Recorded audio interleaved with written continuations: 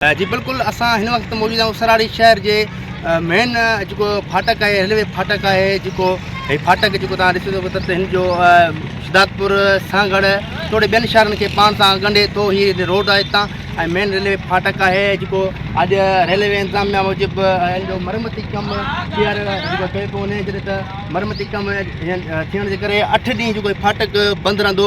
हिन खे मुतबादिल रस्तो को बि न आहे। हितां शहरी जेके आहिनि मोटरसाइकिलूं जेके आहिनि रेलवे ट्रैक तां क्रॉस करण ते मजबूर आहिनि ऐं ख़ुदा न ख़ास्ता कंहिं वक़्तु बि हादसो पेश अची सघे थो, अणवणंदड़ वाक़ियो पेश अची सघे थो। हिन रेलवे इंतज़ामिया हिन खे हितां को बि मुतबादिल रस्तो न ॾिनो आहे, जंहिं करे हितां जेको एमरजेंसी में मरीज़ खणी वेंदड़ एम्बुलेंस ज़रिए या ॿियनि गाॾियुनि ज़रिए उन्हनि खे काफ़ी मरीज़नि खे बि ऐं काफ़ी शहरनि खे मुश्किलातूं पेश अची सघनि थियूं। हितां को बि मुतबादिल रस्तो न आहे। हीअ जेको आहे रेलवे इंतज़ामिया मूजिबि जेको आहे हिन मेन रेलवे फाटक जेको फाटक जो 8 ॾींहं मरमती कमु जारी रहंदो।